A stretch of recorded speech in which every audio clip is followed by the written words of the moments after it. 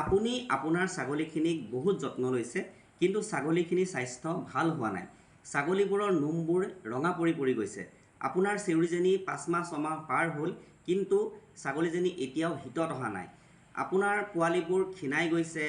ছাগলীখিনিৰ যিমান ওজন আহিব লাগিছিল সিমানখিনি ওজন অহা নাই। য'ত 10 কেজি আহিব লাগে তাত 5 কেজি আহিছে।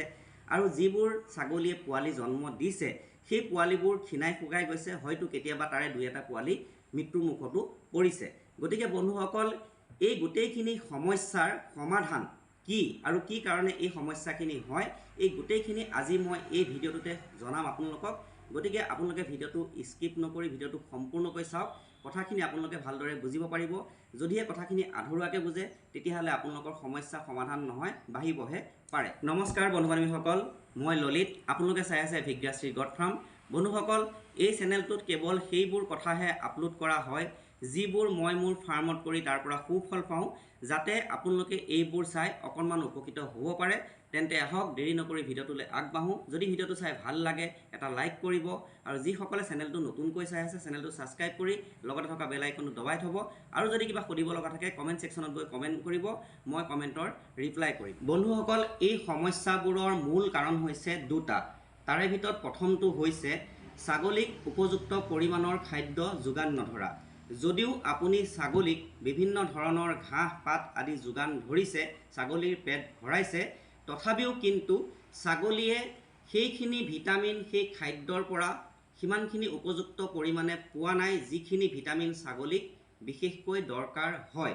কাৰণ বন্ধুসকল, আগৰ দৰে সেই ঘাঁহ পাতত আজিকালি সিমানখিনি ভিটামিন পোৱা নাযায়। গতিকে আমি ছাগলীক সেইখিনি ভিটামিন উপযুক্ত পৰিমাণে যোগান ধৰিবলৈ হ'লে আমি কিছুমান এক্সট্ৰা ভিটামিন ছাগলীক খুৱাব লাগিব। আৰু তাৰ বাবে আপোনালোকে এগ্ৰ'মিন 4 নামৰ মিনাৰেল মিক্সাৰটো ব্যৱহাৰ কৰিব পাৰে। বন্ধুসকল, এইটো কোনো মেডিচিনৰ এডভাৰটাইজমেণ্ট নহয়, এইটো মই মোৰ ফাৰ্মত ব্যৱহাৰ কৰি থাকোঁ আৰু সেইখিনিকে মই আপোনালোকক জনাইছোঁ। গতিকে এইখিনি যদি আপোনালোকে ব্যৱহাৰ কৰে খুব এটা সুফল লাভ কৰিব। আৰু এইটো খোৱাৰ পৰিমাণ হৈছে আপুনি ছাগলীক দানাৰ লগত এজনী ছাগলীক প্ৰতিদিনে 10 গ্ৰামকৈ দিব পাৰে, যদি আপোনাৰ ছাগলীজনী ডাঙৰ ছাগলী। আৰু যদি সৰু পোৱালি হয় তেতিয়াহ'লে আপুনি 5 গ্ৰামকৈ দিলেও হ'ব। এইটো যদি দি থাকে ছাগলীয়ে সেইখিনি ভিটামিন পাব, ফলত যিখিনি সমস্যাৰ কথা মই আগত ক'লোঁ সেই সমস্যাখিনিৰ পৰা আপোনালোকে হাত সাৰি থাকিব পাৰিব। এতিয়া আহক দ্বিতীয় কাৰণটো আমি জানি লওঁ। বন্ধুসকল, এই দ্বিতীয় কাৰণটো খুবেই ইম্পৰ্টেণ্ট। যদি আপোনালোকে এই দ্বিতীয় কাৰণটো ভালকৈ বুজি নলয়, এইটো ফ'ল' নকৰে, তেতিয়াহ'লে কিন্তু আপোনালোকে এগ্ৰ'মিন 4 মিনাৰেল মিক্সাৰ খোৱালেও আপোনালোকে সেইখিনি সমস্যাৰ পৰা সমাধান পাব নোৱাৰিব। কাৰণ ছাগলীক আপুনি যিবোৰ খাদ্য যোগান ধৰিছে, যিবোৰ ভিটামিন খুৱাইছে, সেইবোৰ ছাগলীৰ দেহত ভালকৈ লাগিবলৈ হ'লে ছাগলীৰ পেটত থকা পেলু বা কৃমি আপুনি মাৰিব লাগিব।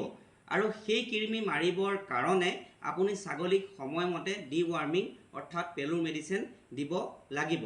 যদিও আপুনি আগতে পেলুৰ মেডিচিন ব্যৱহাৰ কৰিছে বা পেলুৰ মেডিচিন খুৱাইছে, হয়তো আপুনি সঠিকভাৱে ছাগলীক ডিৱাৰ্মিং কৰিব পৰা নাই, যাৰ বাবে আপুনি এটা সুফল লাভ কৰিব পৰা নাই। গতিকে বন্ধুসকল, পেলুৰ মেডিচিন সদায় সঠিক সময়ত সঠিক পৰিমাণ খুৱাব, তেতিয়াহে পেলুৰ মেডিচিনে ভালকৈ কাম কৰিব, পেলুবোৰ মৰিব আৰু তেতিয়া আপোনালোকে তাৰ পৰা এটা ভাল ফল লাভ কৰিব। আৰু যদি কিবা আপোনালোকৰ সুধিব লগা থাকে বিশেষ, তেতিয়াহ'লে কমেণ্ট ছেকশ্যনত গৈ কমেণ্ট কৰিব, মই কমেণ্টৰ ৰিপ্লাই কৰিম। আৰু পেলুৰ মেডিচিন সঠিক পৰিমাণে কেনেকৈ খুৱাব লাগে, কিমান পৰিমাণ খোৱালে ভাল হয়, কিমান সময়ত খুৱাব লাগে, কেনেকৈ খুৱাব লাগে, এই গোটেই কথাখিনি যদি আপোনালোকে ভালকৈ জানিব বিচাৰিছে, তেনেহ'লে এবাৰ এই ভিডিঅ'টো আপোনালোকে চাই ল'ব। ইয়াতে গোটেই কথাখিনি আপোনালোকে পাব। তেনেহ'লে পুনৰ লগ পাম এটা নতুন বিষয়ৰ সৈতে। আজিলৈ আহিছোঁ। জয় আই অসম।